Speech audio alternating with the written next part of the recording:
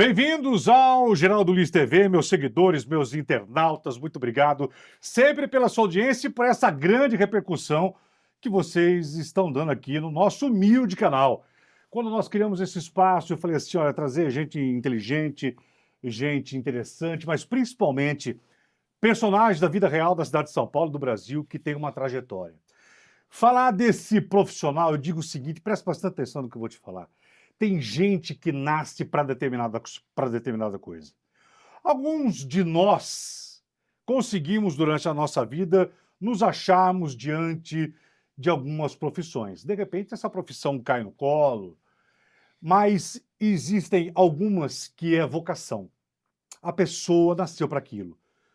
Olhar para esse homem, eu não consigo vê-lo em nenhuma outra área. Se você falasse assim, Geraldo Luiz, o teu entrevistado de hoje, se não fosse quem ele se tornou, e hoje importante para São Paulo, que profissão ele teria?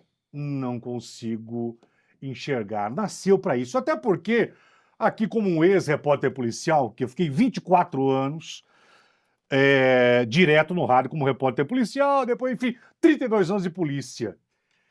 É um dos nomes mais respeitados. Respeitados. Nasceu. Eu tenho certeza que a vida falou, presta atenção, na hora que você vier aqui, não vai ter outro, você se vira porque você vai ser isso. Começou como investigador, e para ser um tira, você tem que ter um faro que não adianta, não é a faculdade que ensina, não é nada, é gostar daquilo, é um eterno combatente. Eu digo o seguinte, eu espero que ele morra com 100, 110 anos. Se morrer com 110 anos, com 110 anos, ele vai estar com a mesma garra, com o mesmo tesão nas veias do eterno.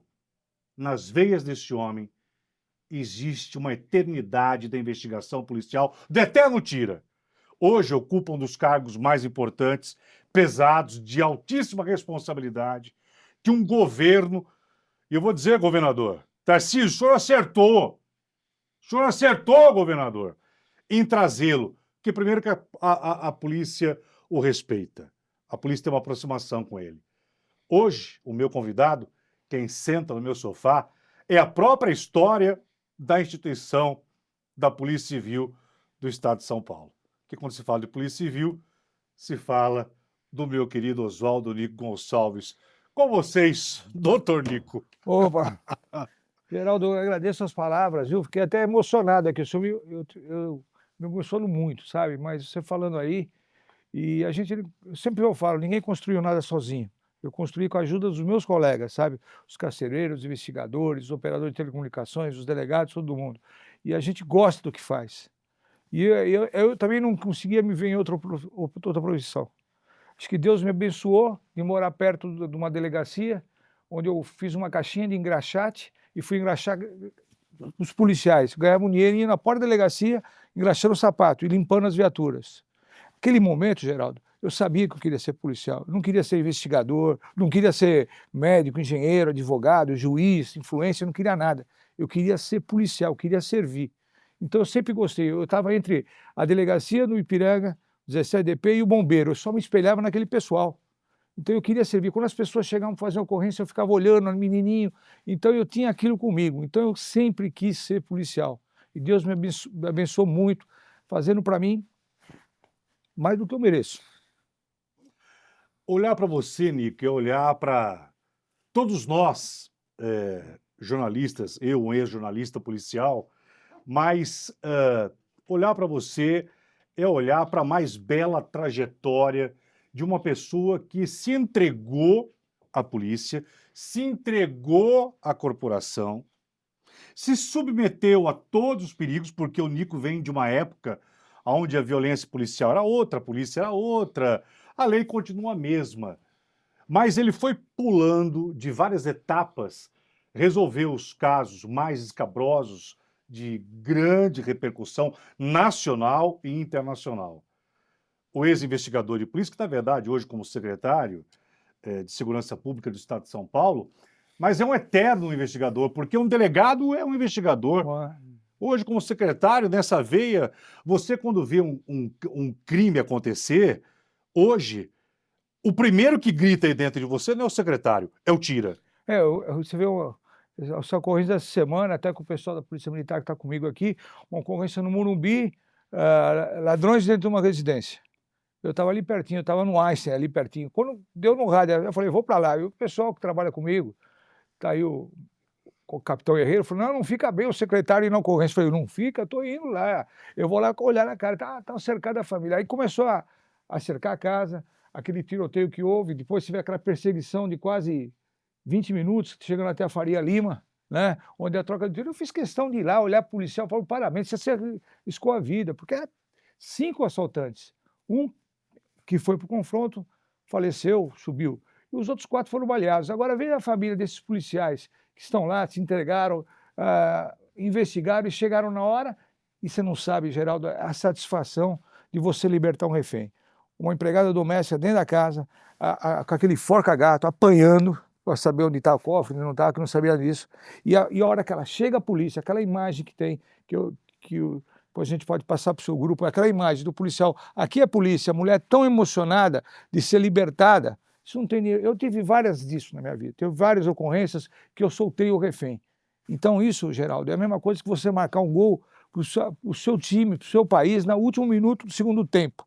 Eu tive várias vezes que eu consegui tirar os reféns da mão dos assaltantes, dos bandidos, dos sequestradores, isso aí não tem dinheiro que pague, então eu carrego comigo. A tua alma respira tudo isso, Nicolas.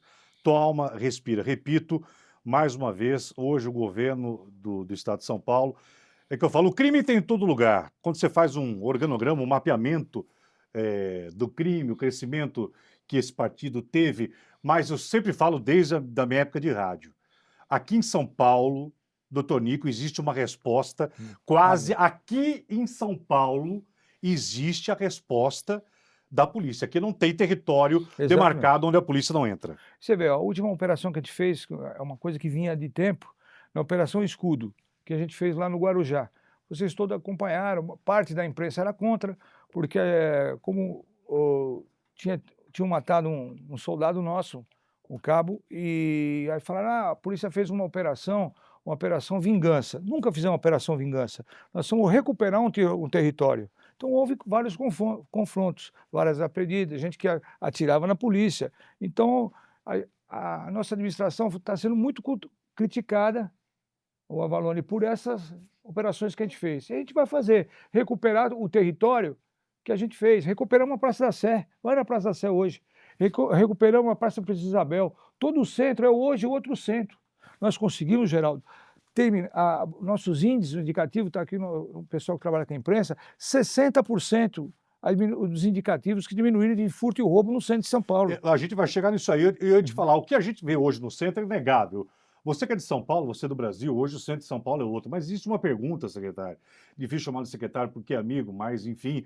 Doutor Nico, assim, o centro de São Paulo, claramente, quando se falava da Cracolândia era ferida para todos vocês, delegados, a ferida para o cartão postal de São Paulo, para qualquer governador, para qualquer prefeito. É claro que houve uma migração dessas outras, mas aquela massa, para onde foi tudo aquilo? Qual foi o trabalho? No começo da gestão, a gente tinha 4.000 pessoas lá, 4.000. Depois, com muito trabalho, ficou um núcleo duro de 470 pessoas que eram monitoradas, né? E com a coragem do nosso governador Tarcísio de Freitas de dar autonomia para a polícia, terminar com aquela favela do Moinho, e também combater aqueles hotéis, aqueles que com a fiscalização... A favela e os hotéis, o senhor acredita que foram fundamentais para começar a desmontar e facilitar o trabalho de vocês? Fechamos 79 hotéis que trabalhavam para tráfico, para furto, para guardar bandidos. 79 hotéis. Asfixias financeiras que nós fizemos ali no grupo. A prisão do Léo do Moinho e da irmã dele, que ficou em seguida. Quer dizer, nós enxugamos ali a droga, Avalone, enxugamos a droga, então não tinha. Então o que aconteceu? Aconteceram muitos usuários começaram a pedir atendimento social.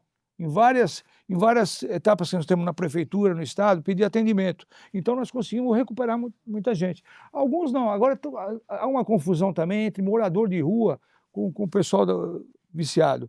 Tem um morador de rua que for para algum lugar, mas eu falo para você, hoje é outro centro e não existe mais a Cracolândia em São Paulo. Isso que eu ia perguntar. Nico, não existe hoje, com o dedo na ferida, não existe a Cracolândia em outro, em falar assim, olha, não, a Cracolândia foi transferida, está em outro local.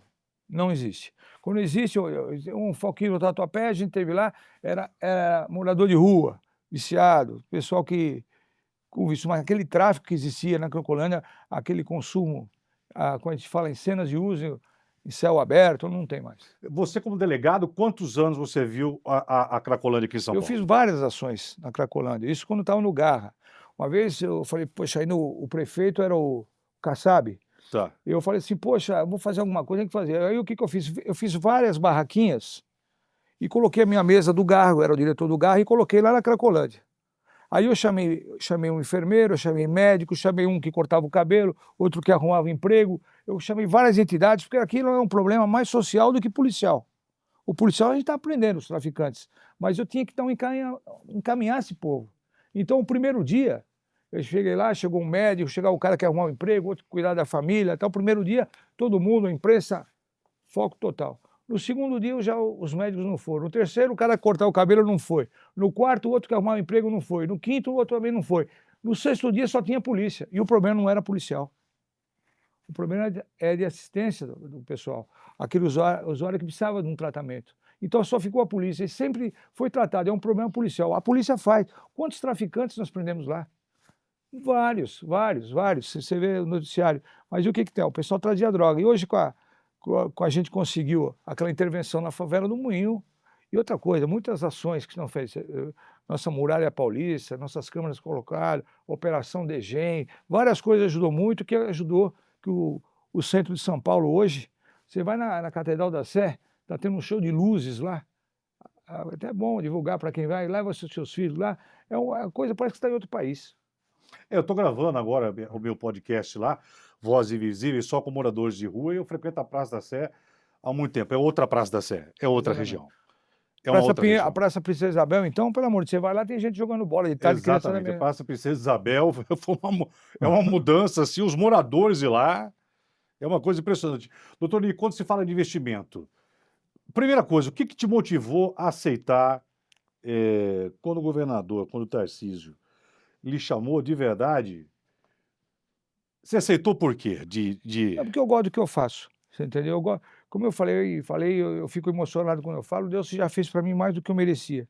E eu tenho mulher, família, netos aqui em São Paulo, então eu vou tentar deixar um legado e fazer a coisa, e motivar. Tem muitos policiais que eu vou na academia que entrou para a polícia por causa minha, sabe? Falou, vejo o senhor lá dando entrevista lá no Geraldo, no Datena, tal. O senhor me motivou. Isso para mim é um orgulho, sabe? O pessoal se motivar, como eu me motivei naquela época com os policiais do 17, com os bombeiros, os policiais militares. Então, eu acho que o que me motivou foi isso.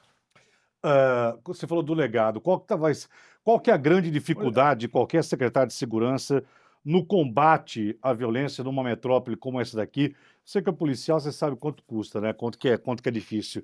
Mas o principal desafio qual que é, Nico? A gente transmitir, como eu falei, nossos índices, os indicativos, todos eles baixaram. A maioria, 30%, 25%, alguns lugares 60%, roubo de carga, 40%, nós conseguimos baixar. Duro é transmitir essa sensação de segurança, acompanhar os índices que nós conseguimos baixar. Você entendeu? Porque a gente faz, mas não consegue. Aí acontece um fato que roubaram a correntinha de uma mulher, de uma pessoa que a gente já prendeu 30 vezes no centro da cidade. 30. Essa porta giratória de a gente prender e o pessoal sair e voltar a fazer furto e roubo é muito grande. Então, fala assim, não consegue transmitir a sensação de segurança do mesmo nível que a gente abaixa dos indicativos. Não consegue transmitir. E o meu sonho, o meu legado é tentar transmitir. Por isso fala, pô, você gosta de dar entrevista? Eu gosto mesmo. Se tiver uma rádio com 2 ouvintes, eu vou lá falar. Eu vou falar que a polícia é boa, que a polícia está trabalhando, o governo está se empenhando e que a gente tem que fazer. Isso agora, uma metrópole como São Paulo tem aquelas pessoas, mas o que a gente tem também é uma porta giratória, porque a gente tem aquele prende e solta, naquela audiência de custódia que tem que ser revista, né? E segurar os bandidos na cadeia, porque nossa lei é fraca. Na receptação, no artigo 180, eu quero prender o receptador, porque se não tivesse aquele que comprasse o celular roubado, aquele que comprasse a correntinha roubada, Ele fomenta o crime, que às vezes o cara é viciado, tá, rouba o celular para comprar droga, alguma coisa, e sabe onde vender. E se esse receptador ficasse na cadeia, que é a coisa mais difícil que tem, mais difícil, olha, eu estou 45 anos na polícia, é difícil você segurar um receptador. Não tem. Aquele que compra a mercadoria, que fomenta o crime. A hora que a gente conseguir combater aquele que fomenta o crime, a gente vai dar um grande passo para que eles ficarem presos. Mas o cara é receptador, sabendo que está comprando, que nem, está comprando 50 celulares que foi furtado esse fim de semana. Ele que fica o dobro da pena. O dobro da pena de quem furtou. A gente só lamenta, Nico, quer dizer, você com 45 anos de polícia, você já ouve essa reclamação, já sofreu como delegado há décadas e nada muda, sabe? É o enxugar-gelo que a polícia faz, porque nós temos hoje uma polícia de frente, uma polícia que tem uma tecnologia, um serviço de inteligência ágil, rápido aqui em São Paulo, a gente observa que essa lei não vai, entra política, sai política, e lá em Brasília essa coisa não vai mudar. Vou te contar um caso dessa semana, rapidinho. Nós temos um sequestrador que foi preso várias vezes pela polícia, várias vezes. Ele estava solto, saiu pela porta da frente. Para te consertar, não conseguimos levantar. Quem é esse sequestrador? Ele sequestrar a pessoa, uma idosa, num caso que eu tenho uma idosa, ele pegou, a senhora não lembrava a senha, Geraldo, não lembra. Com a emoção, alguma coisa, a pessoa não lembra. Esquece. Eu não lembro. Igual tirar aliança, o cara chega para roubar aliança. Ele era o sequestrador da furadeira. O que ele fazia? Ele pegava a pessoa, amarrava a pessoa, chegava com a furadeira e fez 3 furos na costa dela com a furadeira. E filmou isso aí para mostrar para os parceiros dele que ele é o bom. Você entendeu? A senhora não lembrava, e sendo furada. Eu tenho o áudio disso aí, aqui é uma coisa triste. Aí uma hora ele fala, a senhora não está lembrando? Então peraí, pôs na cabeça dela e começou a furar a cabeça da mulher. E outra, ele entrou e saiu várias vezes preso. E não ficou preso, saiu pela porta da frente. Aí o que aconteceu essa semana? Ele não quis se entregar, a polícia trocou o tiro, ele morreu. Aí começa, eu vejo, ele tem 14 passagens por sequestro, já teve tudo isso, nós temos esse vídeo. Aí parte da imprensa, olha o suspeito, a polícia foi lá, deu 8 tiros nele. Mas ele deu 5 na polícia, entendeu, né? Então a gente tem que acabar com isso, valorizar o policial, valorizar as forças do bem, sabe? E aí a gente vê as coisas assim e parece que a polícia é culpada. Fala, suposto, será que a polícia agiu certo? Não dá, a gente tem que confiar na polícia, porque a polícia, os policiais não caíram de paraquedas, agora sou policial, não. A gente faz parte da sociedade. E a gente sabe como é que está. Vocês aí, telespectadores, seguidores, vocês que assistem todos os programas aí policiais, vocês sabem da realidade desse país, a realidade de São Paulo. Agora, uma realidade que tem que ser valorizada é essa questão dessa polícia, que nós temos uma polícia hoje presente em São Paulo, e uma polícia de estrutura e um governo atento a isso. Exato. Muita coisa para mudar? Tem coisa para mudar? Tem. Mas que tem uma polícia presente e que dá resposta a isso hoje, Nico, isso é estatístico. Não tem um criminoso em nome aqui em São Paulo, isso eu garanto para vocês. Não tem. A gente sempre trabalhou, não tem, fala assim, aqui, mas tá lá na Bolívia, tá em outro lugar. Aqui em São Paulo, não tem, e não tem lugar onde a polícia não entra aqui em São Paulo. Falar que aquele território a polícia não entra. Mentira, não tem. Nós fizemos uma operação ontem na comunidade de Paralisópolis. Eu ia falar isso. Hoje, se tiver que entrar em qualquer comunidade, hoje a polícia entra. Então, ontem, nós tivemos no Paralisópolis, prendemos 3 assaltantes, que eles só roubavam casas na região do Morumbi, Campo Belo, casas, mansões, vamos dizer assim. Quem é um deles? É um tal de Bodão. Quem é esse Bodão?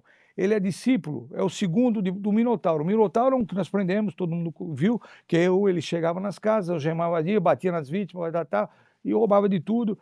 Tinha sido preso 18 vezes, estava na rua por liberdade que deram para ele, assistencial, e estava roubando. O Minotauro foi preso. O segundo maior bandido de São Paulo, chamado Bodão, acabei de falar agora, Bodão.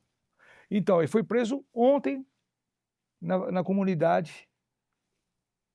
E o que aconteceu? A comunidade está refém desse pessoal. Paralisópolis está refém.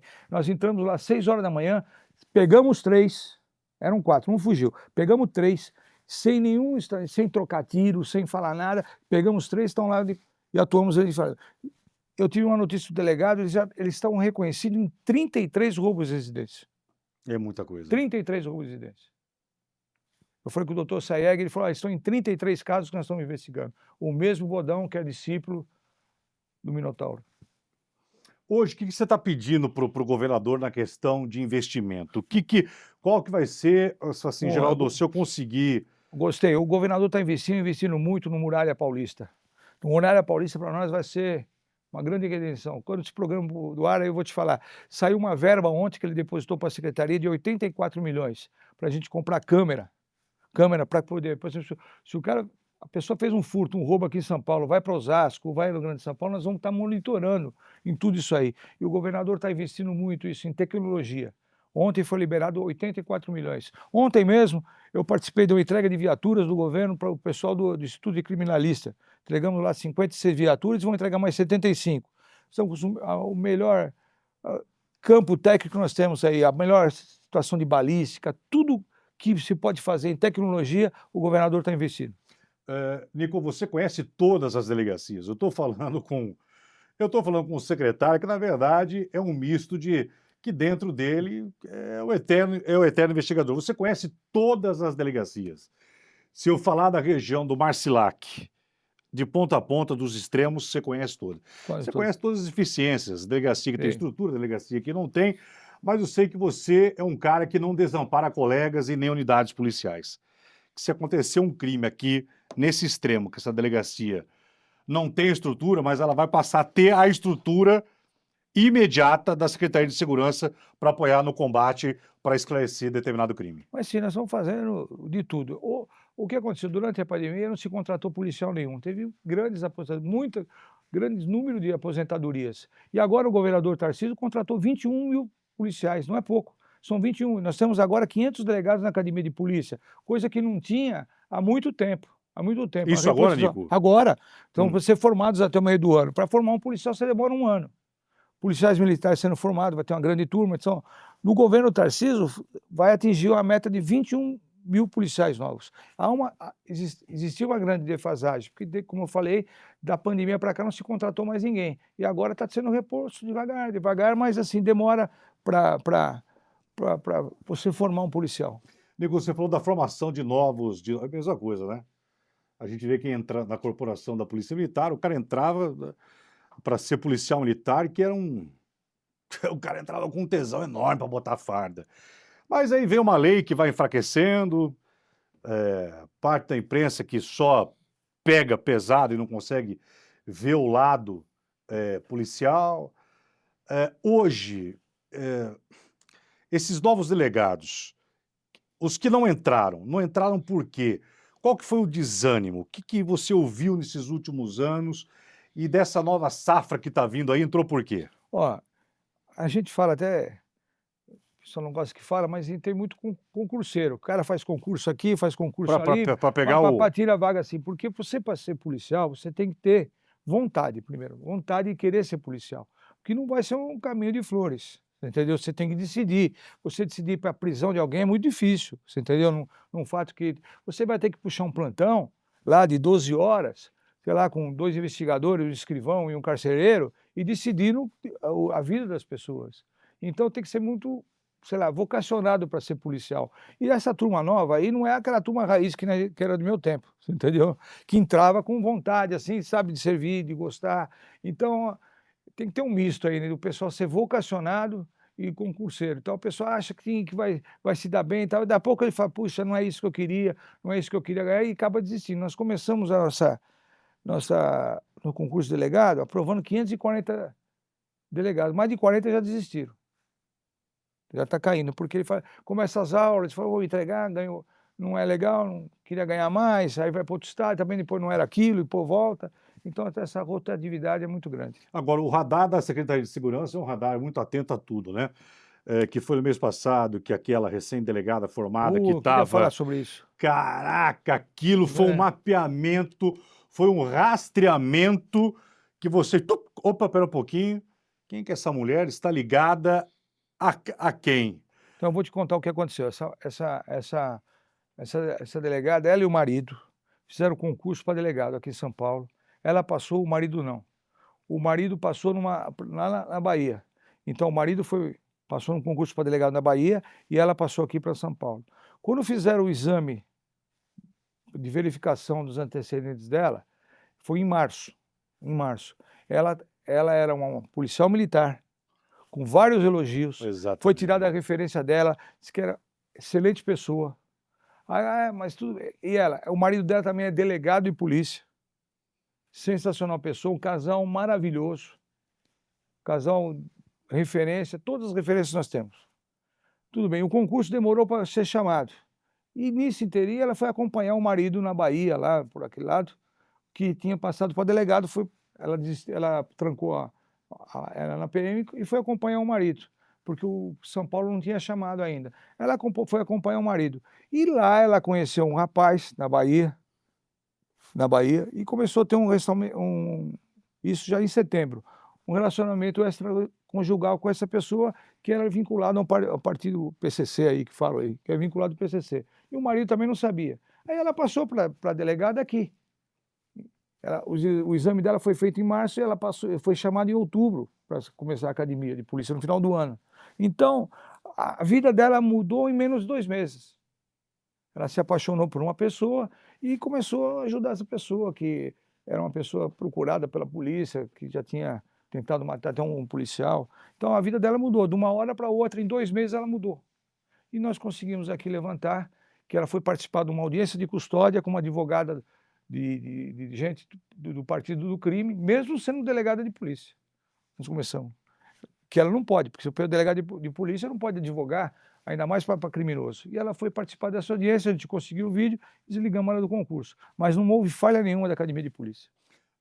Doutor Nico, hoje, quando se fala da Secretaria de Segurança Pública do Estado de São Paulo, qual que vem sendo a proteção quando se fala o crime organizado? Que está em todo lugar. Crime organizado, hoje se fala a lavagem de dinheiro que esse pessoal faz pessoas, antigamente o criminoso, na nossa época, né, doutor Nico, o criminoso tinha cara de criminoso. O bandido tinha cara de bandido. Hoje não, hoje não.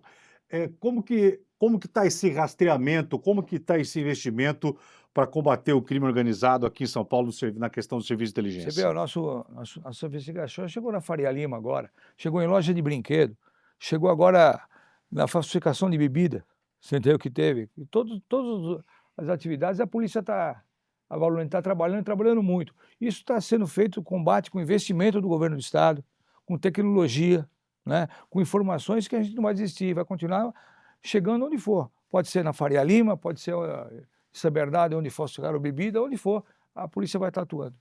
Você vê a modificação, o crime hoje, o que mais Qual que foi o maior avanço do crime que você fala assim, olha, a polícia precisou despertar para esse tipo de... Na época, o roubo de carga teve, na época, décadas do roubo de carga, lembra, Nico? Era só roubo de carga. A época do sequestro, a época da família Oliveira, do Andinho. O Vandinho foi eu que prendi o Andinho. Eu lembro, você foi lá em Americana. Foi eu Você prendeu ele dormindo numa chácara, chegamos juntos lá. Exatamente. Quando o Andinho me conheceu, quando eu prendi, ele falou, você aqui, doutor? Eu falei, você aqui também, seu bandido. Você vai comigo, você entendeu, né? Foi lá em Americana, do lado da chácara do Zé Rico. Foi isso aí. Você lembra bem, você está com a cabeça boa. Tá preso ainda ele? Tá preso, tá na cadeia. Tá na cadeia. Ele, o Nego Manga, e tantos o MacGyver, toda essa turminha lá, é a turminha que eu conhecia bem. Fiquei muito na bota deles. Muito.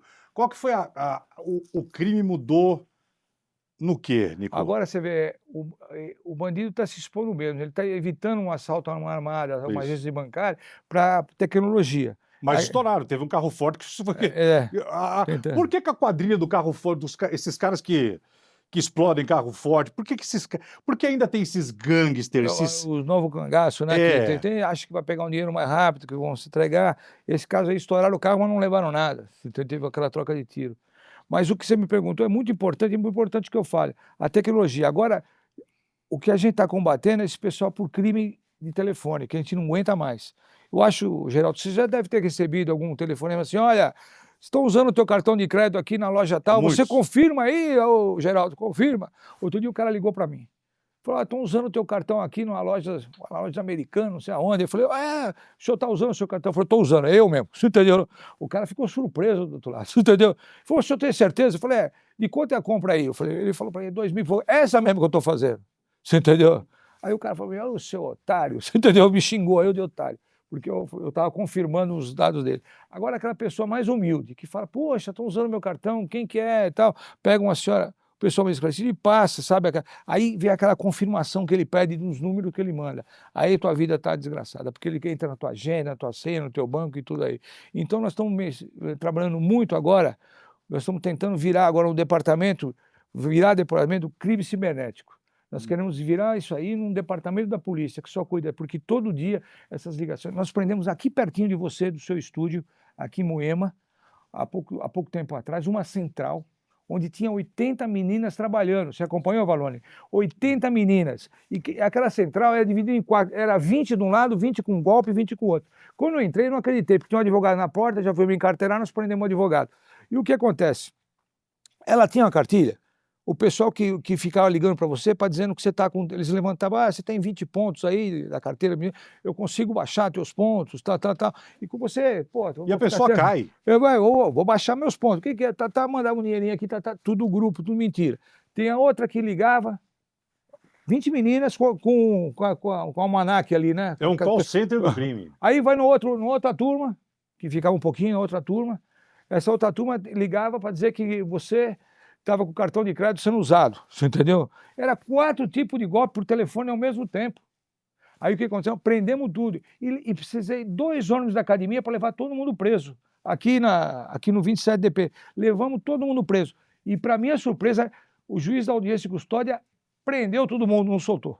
Que maravilha. Você entendeu? Isso. Não soltou. Foi um dos maiores flagrantes. Começou numa noite, no final de tarde, demorou 2 dias para levar todo mundo, fazer exame de corpo de delito, e eles ficaram todos presos. Uma central só de dar o golpe. Então, quando eu te falo, o crime cibernético, Geraldo, é a nossa principal preocupação. E esse crime cibernético é o crime mais rápido, aquilo que você falou. O doutor Nico falou uma coisa importante. Não se expõe o ladrão. Hoje o cara não quer mais trocar tiro. É isso aí. Você lembra na época das rebeliões, que tinha rebelião? Hoje o preso lá não quer rebelião, não precisa fugir. É. Então hoje o cara, para chegar no salto à mão armada, esses caras de quinta, porque realmente essas quadrilhas, elas querem chegar por onde você tem tudo, que é pelo celular. Agora, isso custa, né? O governador vai atender esse pedido seu dessa questão? Tá. O governador, eu fiz 2 propostas para ele, ele é muito, muito interessado em resolver. Ontem estava na reunião com ele, nós saímos lá, Herreiro, quase meia-noite. Quase meia-noite nós saímos. Ele ouve desse jeito? Ouve. Que maravilha. Com calma. Então nós entramos na reunião, era 8h30, 9 horas, saímos meia-noite, falando das coisas novas para a polícia, que pode ajudar. Ele é muito atencioso, ele acompanha muito estatística, né? E ele vai ajudar. Eu quero fazer ainda, nessa minha gestão, o Departamento da Mulher, porque nós estamos investindo muito, né, assessor de imprensa? Muito no SP Mulher, sabe? Nós estamos com um aplicativo, até era bom divulgar, a mulher, um SP Mulher, onde a mulher pode fazer um BO, onde a gente está monitorando quem está com tornozelo, aquele agressor que está chegando perto dela. Hoje a gente sabe que a vítima mora no lugar e a gente está monitorando, 420 pessoas monitoradas. Está chegando perto dela, toca um disparo, nós mandamos uma viatura antes que ele chegue. Nós estamos fazendo isso, Geraldo, através da geolocalização. Tantas ações que a gente tem nesse SP Mulher que vocês não sabem, que é tão importante. Eu vou dizer uma só, uma que aconteceu. Às vezes a mulher liga para a nossa cabine Lilás, fizemos mais 60 cabines, a mulher atende. A mulher atender para mulher, que é uma mulher experiente, está... Mulher falando com mulher. Ela começa a falar, ela se arrepende. Ela se arrepende e para de falar. E desliga o telefone. Nós mandamos na casa dela para ver se está acontecendo alguma coisa. Que importante isso. E outra coisa, sabe quantos telefonemas tiveram? Esses dias eu vi lá mais de 30, porque eu vi o relatório. A pessoa liga e não fala nada e desliga. Aí nós ligamos para a pessoa, por que você desligou o telefone? Isso também é um pedido de socorro, que é o silêncio que ela não pôde falar na hora. Por que você ligou? Mas pouca gente sabe disso. Nosso trabalho. Como eu falei, nós estamos com uma operação agora com 430 detidos agora de agressores menor. E olha, ontem foi um dia assim triste para mim. Nós prendemos um piloto da TAM, né? Não ia falar da TAM, mas você falou. Eu não posso falar esse nome aqui porque o YouTube ele cancela. Mas é crime contra criança que vocês sabem, né? Assim, inacreditável. São 2 pontos. A questão do feminicídio que você falou, o crime cibernético e essa realidade que as pessoas às vezes podem duvidar, mas será que é tão raiz assim, o Geraldo, o doutor Nico, essa questão da exploração, que quando você pega um piloto da TAM, com aquela idade, com uma rede por trás, comprando fotos, programas sexuais envolvendo a compra de uma avó que passava vídeos e facilitava o sexo... Sem vergonha. Bem vergonha essa avó. E isso aí, quando eu falei com a delegada que estava fazendo prisão, logo 6 horas da manhã, vai pegar, porque a gente não localizava ele na cidade, acho que era Guararema, que ele morava, alguma coisa assim, não achava ele, tal, conseguimos pegar ele aqui. E ele dava R$ 50. R$ 50. Deu 80, 50 para a avó, 80 para a mãe, comprou um televisor para ele levar as meninas para transar. Não dá, você entendeu? Criança de 8 anos. Você entendeu? Você mulher, você vê aquilo. Ainda bem que não passou na minha frente, sabe? Porque eu tenho medo de me segurar, porque eu vi os vídeos, eu vi o vídeo que a Ivaldo mostrou. Não dá, Geraldo. Eu vou ser uma pessoa educada, se você vir, você quebra a cara do cara. Você entendeu? Porque o que ele fez com essas crianças, batendo nas crianças, fazendo isso para se satisfazer, por causa de nada. Levar uma criança, agora a mãe, que eu mandei prender a mãe e mandei prender a avó, porque a mãe e a avó ficavam na sala, Sim, quando a menina era abusada, elas ficavam na sala do lado, levaram a criança. Imagina isso, Geraldo. Imagina isso. Aí você olha, né, o que eu falo, o criminoso antigamente, na nossa época sim, na nossa época o criminoso tinha cara. Nada, um cara formado, um piloto, um senhor, você viu que inclusive a esposa dele, psicóloga, ela disse, olha, eu deitei com esse cara 30 anos e não conhecia um crápula como esse. Nessa questão da exploração sexual, os teus olhos atentos à secretaria, qual que está sendo o monitoramento, o trabalho que você está pedindo, Nico? Nossa, estão fazendo grandes trabalhos. Olha, tem tanto trabalho, eu vou dizer um agora que ninguém sabe. Pouca gente sabe. Eu vou revelar um. Junto com a esposa do governador, nós estamos criando agora um auxílio para a criança órfãos do feminicídio. O que acontece? O pai matou a mãe. O pai vai para a cadeia. Ficou a criança. Sim. Você sabe quantos nós temos, Geraldo? 1.095. Sabe qual é a média de idade desse pessoal? 11 anos de idade. É isso que eu ia falar, 10, 12 anos de idade. 11 anos. Que está com a avó, está com um amigo, tal, porque o pai está na cadeia, a mãe morreu, estão com 1.095. E a primeira-dama, dona Cristiane, está tentando arrumar um recurso para ter o pessoal a estudar, vai pagar um salário, ela está cuidando disso, nós estamos só cuidando da lei para que aconteça. Você pode pedir para ela vir aqui para falar a respeito disso? Seria muito Aliás, importante. Cristiano, deixa eu te falar, olha, eu fiquei sabendo que a gente, como jornalista, primeira-dama, a gente sempre sabe dos bastidores, e como jornalista a gente sabe quem é quem, e eu fiquei sabendo uma coisa muito importante da senhora. Eu que sou um cara que trabalha com social, eu fiquei sabendo que a senhora tem uma alma social muito. Ela não gosta de aparecer e faz as coisas. Eu fiquei sabendo de coisas que a senhora faz e que eu fui atrás e não foi divulgado. E eu fiquei sabendo isso recentemente. Eu não preciso puxar saco, eu não estou aqui para puxar saco politicamente ninguém.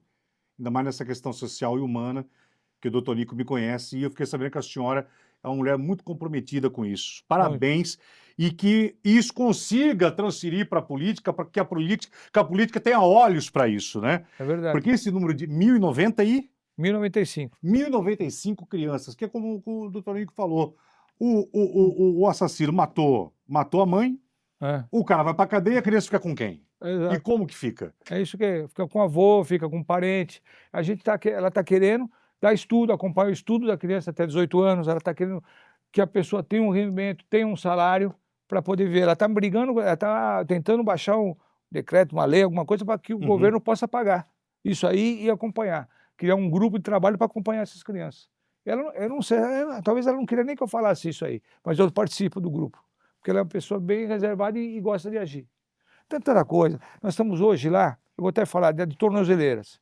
Nesse setor de abusador de criança e de gente que maltrata a mulher, que agride mulher, nós estamos lá com 1.200 tornozeleiras, estamos com 400 sobre. Eu tenho um estoque lá ainda de 800, que eu quero colocar para monitorar. Isso tudo é uma questão assim de esforço do Estado, porque a gente consegue controlar esses agressores, esses estupradores, essas coisas. Exato. Você falou uma coisa, olha só que interessante, internauta, telespectador, mas, doutor Nico, como assim? Quando você coloca a tornozeleira,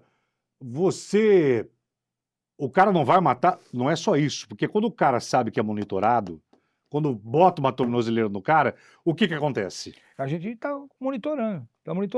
E outra coisa, a gente sabe, por exemplo, uma vítima, uma mulher que foi vítima, ela mora na rua tal, a gente cadastra. Ela frequenta onde? Trabalha ali, a gente cadastra tal. E na geolocalização, quando ele está se aproximando desses locais, toca um apito lá na central nossa, então um alerta, onde fala assim, pô, esse cara dessa tornozeleira não pode chegar perto desse lugar, tá chegando, manda a viatura. É o que nós estamos fazendo. Eu vou te falar, domingo foram 17 casos, porque eu acompanhei lá no CICC, 17 casos de gente que está com tornozeleira tentando chegar perto da mulher. E a gente ficou sabendo e disparou a viatura para lá. Domingo, 17 casos. Coisa que ninguém sabe. Você está sabendo agora, Geraldo. Como que você faz para acompanhar? Muito bem. Como você faz para acompanhar? São quantas total de delegacias interior e tal? Quantas seccionais são, Nico, mais ou menos? São 13, né? 13 seccionais. Olha, eu vou te falar, é um mundo de gente. Nós estamos com... Na PM tem 85 mil policiais ativos, tem mais ou menos 5 mil na academia. Na Polícia Civil nós estamos com 26 mil, estamos com... não sei quantos tem na academia, estamos tentando chegar a 30 mil, né?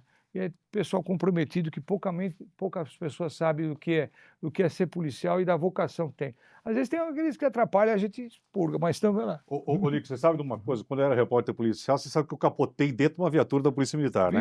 Sabe dessa história? De uma troca de tiros.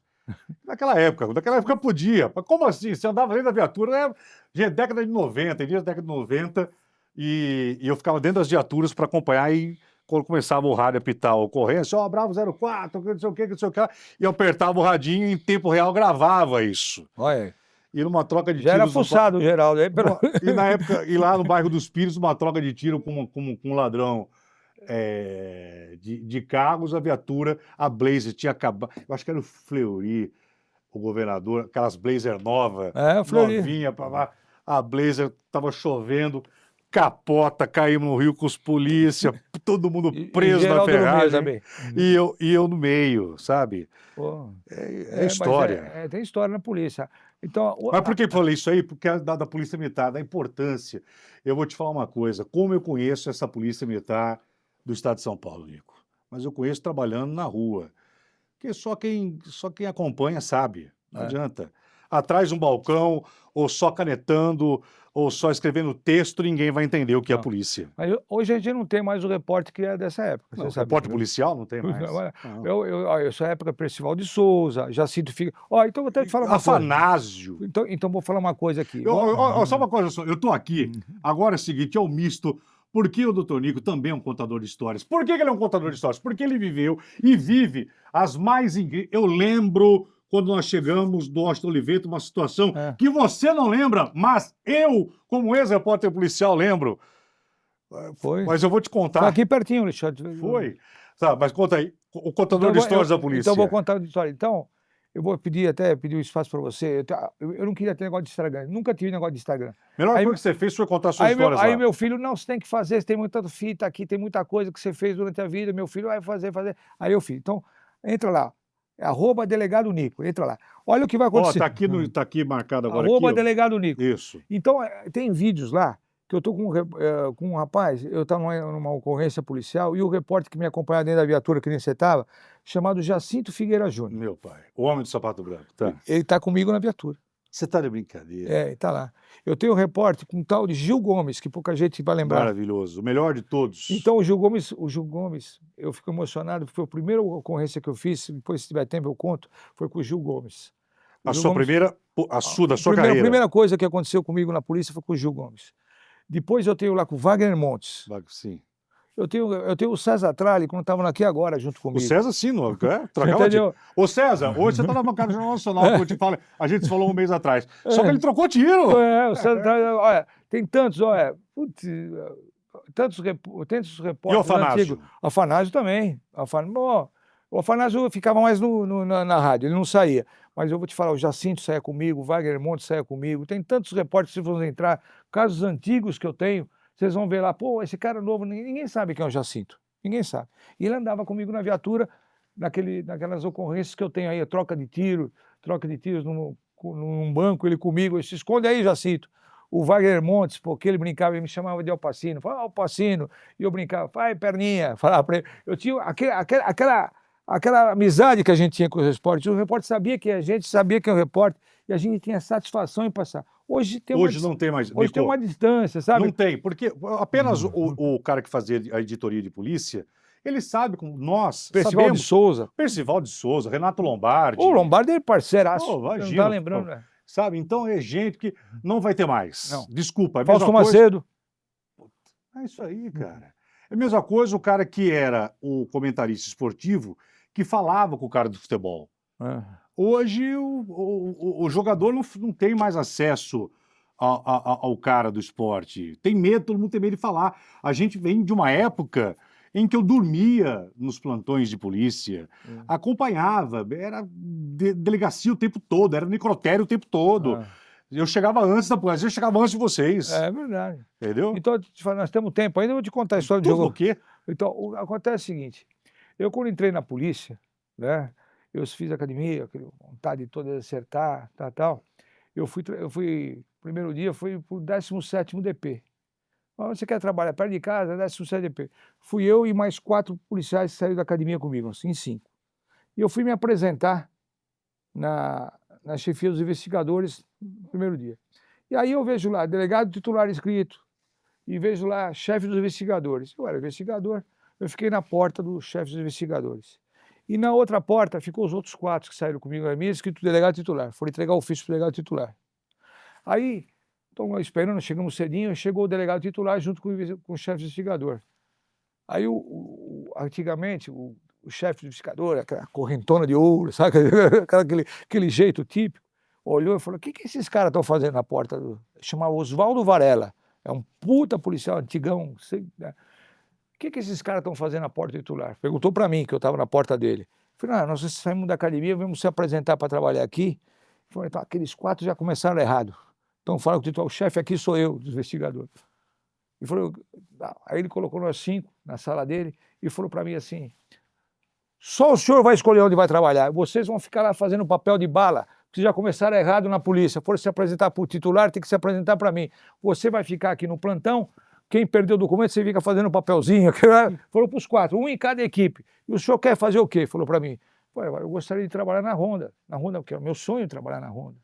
Tinha uma Ronda distrital, que ficava só rondando, só tinha 50 delegacias, ficava só rondando a área da delegacia. Não podia passar. Eu era dos 17, não podia entrar, era dos 26, não tinha 90, não podia, tinha que ficar naquela... Falavam que aquela ronda era para ir buscar pizza pro delegado, essas coisas assim, entendeu? Buscar esfirra. Então era essa ronda lá, sabe? Então eu quero trabalhar lá.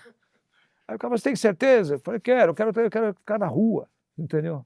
Então ele falou, então o senhor vai escolher, como o senhor veio se apresentar para mim, o senhor vai ficar aí onde o senhor quer. Então o senhor vem aqui hoje, começa a trabalhar hoje, a ronda sai às 7 da noite e fica até às 7 da manhã, no dia seguinte à disposição do delegado. Você pedir para ir buscar pizza, você vai. Se pedir para ir buscar o lanche, você vai. E fica rondando aí o que acontece aí. Vai prender o travesti, vai prender outro que está aprontando, assaltando. Pô, meu sonho. Então, eu peguei, era 7 horas para entrar. Cheguei 4 horas da tarde. Cheguei com um bolachão, entendeu? Aqui no peito, toda a vontade de trabalhar. Minha mãe não queria que eu morava perto da delegacia, minha mãe não queria que eu fosse policial. E eu cheguei 4 horas da tarde. Cheguei 4 horas da tarde, falei, pô, me achando que eu era alguma coisa. Você entendeu? Tinha passado no concurso e tal. Entrei na chefia dos investigadores. Quando eu entro na chefia dos investigadores, eu vejo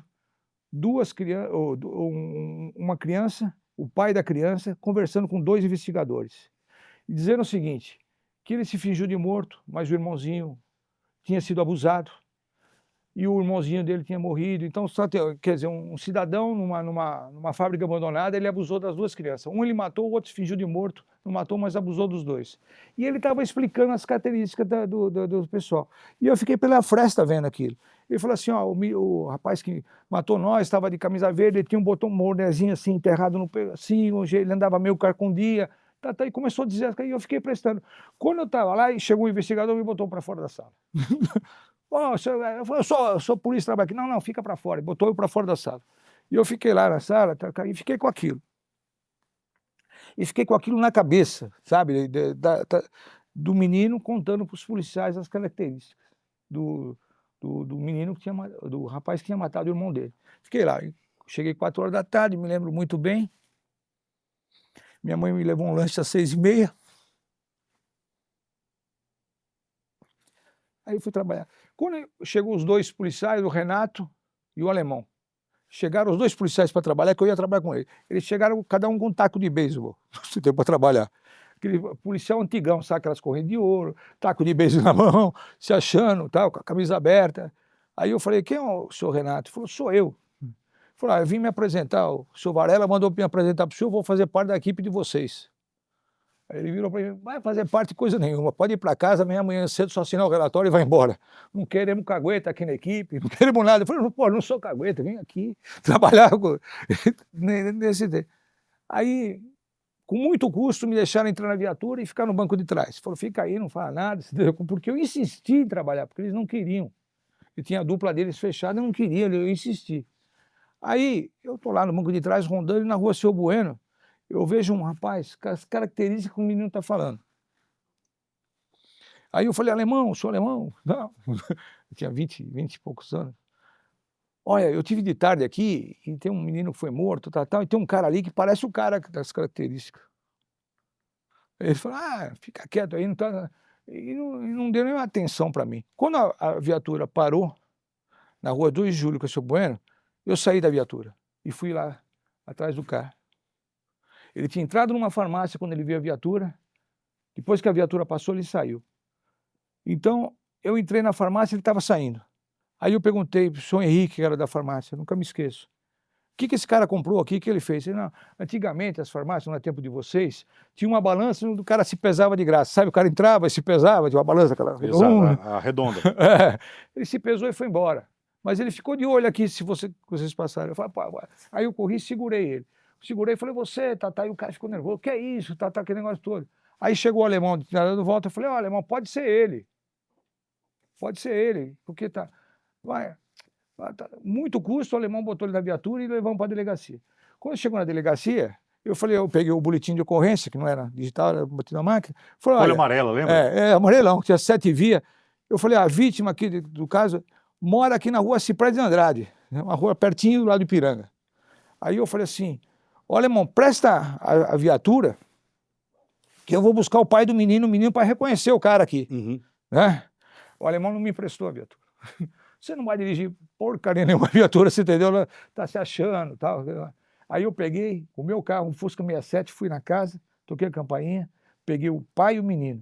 Quando o pai e o menino entrou na delegacia, antes de subir o 3º degrau, o menino falou, o cara que matou meu irmãozinho. Eu tinha 1 dia de polícia. Deus me abençoou. Olha o cara que matou meu irmãozinho. Aquela noite eu conheci o Gil Gomes. Que história, Nico. Aquela noite eu conheci o Gil Gomes. Ele ligou para mim. Ninguém queria a entrevista, porque os policiais antigamente não gostavam da entrevista, tudo. E o Gil Gomes fez aquela novela, sabe? E veio comigo na delegacia. Eu fiquei a noite toda gravando, depois fiquei no ar. Minha sogra, minha mulher, tudo escutava o Gil Gomes. Era tipo o Geraldo assim, quando começa a contar uma história, todo mundo fica abismado e quer ver o fim, e não sai o fim, sabe? Que nem eu vi. Não é assim. Não é bem assim. Para segurar a audiência e tal. E ele começava aquela história, tal. E aí o que aconteceu? Eu fiquei famoso lá no Ipiranga. Primeiro dia, eu resolvi esse caso desse menino. Então eu fui manchete, tudo da Diário Popular, Notícia Popular, e o Gil Gomes fazendo, para mim foi, para minha sogra foi uma... Você entendeu que ela gostava do Gil Gomes, para minha mãe também, porque antigamente todo mundo escutava o Gil Gomes, hein? Todo mundo, só. Ele tinha uma audiência... Não, era só Gil Gomes. E deu Nico para lá, Nico para cá, e eu fiquei muito feliz, e aí o Gil Gomes, eu fiz uma amizade grande com ele daquela vez, depois, pô... Você não acredita. Então, eu tenho isso com o maior carinho, você entendeu? De ter sido abençoado, e do primeiro dia de polícia, falar, pô, cheguei para chegar. Por isso que eu gosto de divulgar as coisas para a imprensa, que a gente faz, para tentar transmitir essa sensação de segurança. Às vezes, o assessor de imprensa não gosta muito, mas a gente vai fazer. Vou dizer uma coisa. Essa viva voz sua, Nico, é emocionante. Aliás, eu quero falar para alguns colegas aqui, porque hoje... Todo mundo está ganhando filme, né? Até assassinos ganham série. Eu gostaria de falar para qualquer inteligente colega jornalista que está precisando urgentemente um verdadeiro documentário em vida do Dr. Nico. Alguém para fazer um documentário. Tem uma história com o Monteiro Lobato, hein? Olha, de vários Não, casos. não, que isso? Quantos anos você tem, Nico? Eu estou com 68. Como assim, Monteiro Lobato? Monteiro Lobato, lembra? Tem as histórias que ele contava? Eu tenho muita história. Só de fita de vídeo eu tenho 700 e pouco de casos que eu participei. E casos de repercussão, hein? Você falou do Washington Oliveto, Silvio Silvio Santos. Santos, mas tem tantos outros aí, das famílias Brandalize, tantos sequestros que eu fiz, entendeu? E eu vou levando eu gosto de falar, então vou falar. Um sequestro, na época o governador, o presidente era o Sarney, teve um sequestro em Santa Catarina, que falaram, olha, eu estava na delegacia de sequestro, eu era investigador. Leva o investigador para lá, que ele pode ajudar, que tinha dono de um frigorífico, lá, tinha tido os 2 filhos sequestrados. E vai lá que ele pode ajudar. Então, eu nunca me esqueço também, um caso que eu nunca falei, eu vou falar agora. Era na época um frigorífico grande e tal. E ficou todo mundo numa reunião, veio policiais de todo lugar do estado, que o Sarney pediu para vir, e pediu alguém de São Paulo, fui eu e o delegado, Aldo Galeano. Fui eu e o Aldo Galeano para lá. Aí, numa mesa de reunião, todo mundo falou, olha, eles estão pedindo 2 milhões, então nós vamos na hora da entregar e pegar as crianças, tá. Isso é arriscado demais, entendeu? Sabe, na hora de trocar, sabe? Tal, papapá. E eu fiquei só observando, né? Então, saiu dessa reunião, combinado, que a gente ia fazer, que a polícia ia fazer um pacto, que a gente fala dinheiro, que não era dinheiro, só as primeiras notas para lá, entregar as crianças e entregava o dinheiro, sabe? Era dessa forma. Era dessa forma, ia fazer isso aí. E eu vendo a mãe da criança e o pai da criança, o investigador não mandava nada, nem fazia nada, só tinha policiais de tudo quanto é do lugar do país, e tinha um tal de Eloy, que era o diretor do DEIC de Santa Catarina, que queria fazer essa troca, eu era contra. Eu cheguei para a mãe da criança e falei, mas o grupo de vocês, quantos aviões você tem? Ela falou, nós temos 23 aviões. Eu falei, vende um, fica com 22 e paga o sequestro, pega os seus filhos de volta. Eu não vou falar, a família quer, todo mundo conhece. Eles têm 23 aviões. Vende um avião, paga o sequestro, pega seus filhos e depois tchau. Você entendeu? Vamos atrás. Aí foi todo mundo embora, dormir durante a madrugada. A mulher chamava Ingrid. Aí todo mundo lá e ficou combinado que ia fazer essa troca amanhã à tarde o dinheiro. Daí um pouco, eu estava num quarto, no Hotel São Rafael, em Santa Catarina, bateu na porta assim de madrugada. Era o pai e a mãe. Falou, quem é o senhor? Eu falei, eu trabalho no Centro de Sequestro de São Paulo. Ele falou, eu não preciso vender avião não para pagar isso aí, eu quero meus filhos de volta. O senhor me ajuda? E eu fui para levar o dinheiro do sequestro que ele tinha, quase 2 milhões, numa caminhonete, fui eu e o pai pagar o sequestro. No caminho, nós estávamos indo numa caminhonete, cercaram a gente. Tá o dinheiro aí? Tá aqui. O cara falou assim, o senhor vira as costas e vai embora andando, senão eu vou matar o senhor. O cara falou para mim, o cara tinha informação que eu era policial. E eu estava indo com o pai pagar o sequestro. Ele falou, vai, continua andando. E eles abriram os malotes para ver se estava o dinheiro. E andaram mais um pouquinho o pai, eu fiquei na estrada, como é o nome daquela cidade? Não lembrar, fiquei na estrada. E fui embora a pé, levaram o pai, depois soltaram as 2 crianças. Onde falaram, eu fui com o pai pegar as crianças. Então, eu nunca me esqueço disso aí, você entendeu? Depois de 2 dias, nós conseguimos prender os sequestradores. E quando eu falei com ele, ele falou, eu sabia que o senhor veio de São Paulo, eu sou vagabundo, você entendeu? Ele tinha uma informação de uma mulher que trabalhava na casa, que estava trabalhando para a quadrilha. Todas as reuniões que a gente fazia, lá no grupo, os vagabundos sabiam no mesmo horário. Então, eu nunca me esqueço, o pai e a mãe me bateram na minha porta do quarto, todo mundo dormindo, pedindo, olha, quem é o senhor? Eu ajudei, na época do governador, o presidente era o Sarney. Os bastidores da Você vê polícia. que eu tenho história, hein? Você entendeu? Você tá de brincadeira. Por isso que você está aqui, Nico. Independente da sua hoje atuação como Depois eu te secretário. ligo aí. E quase para finalizar, assim, o sequestro daquela época era esse mapeamento, né? Quem é um empresário forte pega o filho, pega a filha. Hoje o Pix acabou se tornando uma ferramenta. Por exemplo, eu no meu celular não tenho Pix, não tenho. Não tenho, nem meu filho tem, ninguém tem. O crime mudou, tudo, a tecnologia é aí que entra, né? Quer dizer, o cara sabe que todo mundo tem Pix, mas na nossa época, na tua época, era o empresário mais rico. Hoje é o Pix, o cara tem Pix. Hoje o nosso desafio é que conseguimos diminuir muito, né? Era o sequestro que está tendo por causa de Tinder. O pessoal que entrava achava que uma mulher estava ligando para ele, ou essa mulher está me ligando, isso aqui é uma beleza, eu vou ficar com ela, e marcava encontro, e marcava em cada quebrada, você entendeu? Que nem a polícia, até a polícia chegar lá. Então teve um amigo meu que ele entrou nessa, achou que a mulher, que era o Brad Pitt, falou, vou pegar essa mulher, tal. Aí a mulher liga para ele e fala, eu vou sair com você, mas antes disso minha mãe quer te conhecer. Traz um presente para ela aí, você entendeu? Depois eu peguei as câmeras na rua, traz um presente aí para ele. Aí ele foi. Eu sei que eu tenho ele chegou no local onde ele foi sequestrado com um maço de flor e uma garrafa de vinho, você entendeu? Chegou lá, 4 vagabundos pegaram ele, levaram para o cativeiro, tomaram 600 pau dele. Depois, até para contar a história para mim, ele não conseguia contar, de tanta vergonha que ele tinha, entendeu, né? Aí eu falei, como não? É você aqui, ó, com a garrafa de vinho, entendeu, né? Eu tenho a imagem que eu consegui. Eu tô dando risada. Esse é o crime de hoje, é o crime cibernético, onde a gostosa que não é gostosa, o nudes que é falso, e o cara cai. Por quê? Pela carência, porque o homem Tem cai. um senhor de origem oriental que ele caiu nessa. Ele caiu, foi lá achando que pegaram ele, sequestraram ele, pagou o Pix, tal. Tudo bem. A mulher retornou, depois ele continuou ligando para a pessoa e marcou um novo encontro. Ele foi no encontro, mataram ele. Lembra desse cara? Então não vou lembrar o nome dele. Mataram ele de novo. Eu estava investigando o primeiro, ele foi para o encontro na segunda vez, não acreditou. E mataram esse senhor. Então o pessoal que vai agora diminuiu muito. Agora, aquele sequestro que nem tinha antigamente, não tem mais. Aquele que tinha que ter um caso de um investidor, que nem o caso do Washington Oliveto. O Monambuena, que foi uma das principais prisões minhas, quando ele veio para cá, ele veio para negociar.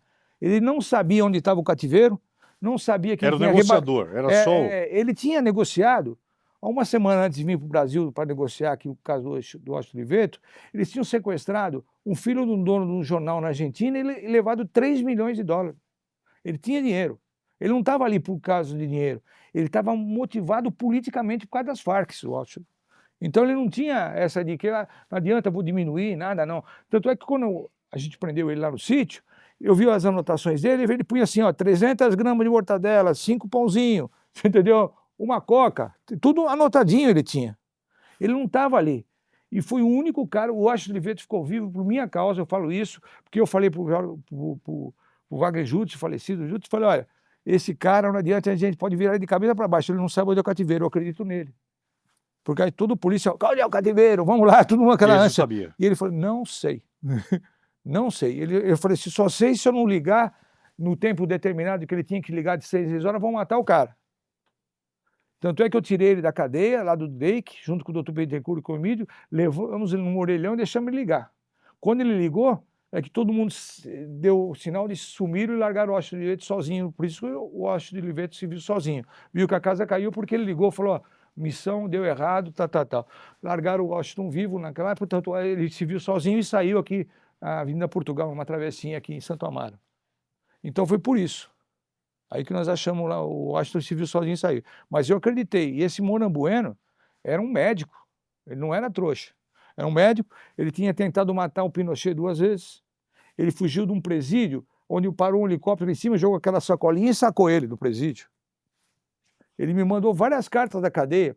Ele era especialista em bomba, porque eu também fiquei, não que eu fiquei amigo, mas conversar com ele, porque ele ficou comigo vários dias.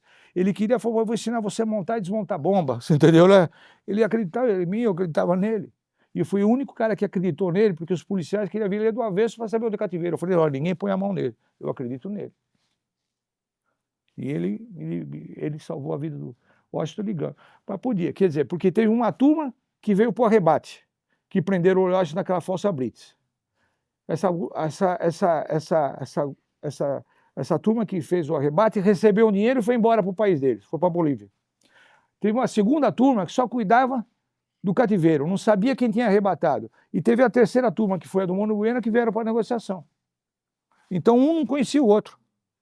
Assim, vamos sequestrar o Geraldo, eu contrato você para tirar o Geraldo e deixar no porta-malas do meu carro. Contrato você, que não conhece ela, para manter em cativeiro. Contrata o herreiro para negociar. São os terceirizados. E um quarto para olhar para ver se o herreiro não entrou em cana. Então era muito difícil. Hoje não tem mais, porque hoje a gente derruba todos.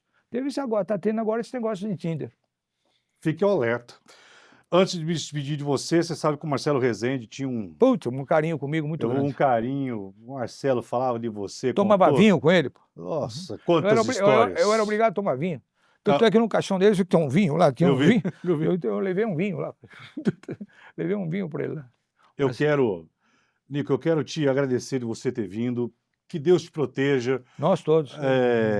Que teu anjo da guarda, que você não deve ter um anjo da guarda, né? Você Tem deve que ter, ter um monte. Viu? você deve ter você deve ter uns. Eu tenho amigos, tenho gente do bem, tem uma pessoa que trabalha comigo aí, tem todo mundo aí que a gente faz, como eu falo, né, a gente não faz nada sozinho, faz companhia de todo mundo. O que a polícia de São Paulo pode esperar na tua gestão e o que a população pode esperar na tua gestão como secretário, Nico? Ó, eu venho da continuidade de trabalho do Derrite, a gente está na equipe já há 3 anos, né? E o que a gente pode é se empenhar cada vez mais. Nunca São Paulo conseguiu tantos indicadores, baixar tantos indicadores que nós estamos conseguindo. Tá aí o nosso assessor de imprensa que pode falar. Nunca tivemos 30% a menos de roubo de carga. Nunca tivemos 60% a menos de furto e roubo no centro de São Paulo. Os indicadores nós estamos baixando. Eu quero pedir para a população confiar na polícia, confiar que a gente está trabalhando. É uma metrópole grande que a gente não consegue conter. E eu vou te falar, Giuliani lá em Nova York conseguiu baixar no centro de Nova York 26%. Fizeram uma estátua para o cara. Lá tem a estátua do Giuliani e tal. Aqui em São Paulo nós já baixamos 60% no centro de São Paulo. E ninguém pode nem nos ver. Acho que nós somos uma porcaria, você entendeu? Então, mas é isso aí. Eu quero que a pessoa confie na polícia, confie no nosso trabalho. É o que a gente gosta de fazer. Eu vou te falar, eu atendo todo mundo. Chega aí, ó, o pessoal que trabalha comigo, você não pode atender. Eu atendo todo mundo. Quem vier aqui na secretaria, eu atendo, pego na porta, atendo. Sempre todo mundo merece satisfação. E eu falo, e vou repetir. Quando eu estiver lá, eu vou tentar levantar essa bandeira de segurança e tentar procurar do lado dos bons e o combate no crime sem a minha prioridade. Nico, eu ficaria aqui te ouvindo mais uma hora, porque só tem história quem tem. E você tem. Você, Nico, eu finalizo dizendo o seguinte, você é um incansável. Eu gosto do que eu faço. Se acontecer alguma coisa aqui na esquina, esse pessoal está perdido, que você sai correndo. Você vai atrás. Eu só paro quando estou vendo o jogo do Santos, eu paro um pouquinho. Agora está meio mal. Tá, isso que eu ia te falar. Deus te proteja. Obrigado. Eu que agradeço. Deixa eu levantar agora, deixa eu levantar aqui. Pera um pouquinho. Não, fica aí. Deixa eu te levantar para te dar um abraço. Deixa eu pegar que minha mulher está me ligando. E é assim que a gente vai aqui, a gente vai finalizar, porque, amigo, a gente termina desse jeito. Tá? E ó, conheço ele um tempão, viu? Gente boa de coração. O maior dele, que ele tem de grande, ele tem o coração dele. Tá. E aqui a gente sempre protegido. Como ele falou, nós temos hoje uma polícia militar ativa, uma polícia civil de São Paulo ativa e um governo sério no combate à segurança pública. Até o nosso próximo encontro. Compartilha o nosso vídeo. Delegado Nico aí, vem tá? aí. E segue, por favor, aqui, delegado Nico. Até o nosso próximo encontro. Tchau, pessoal.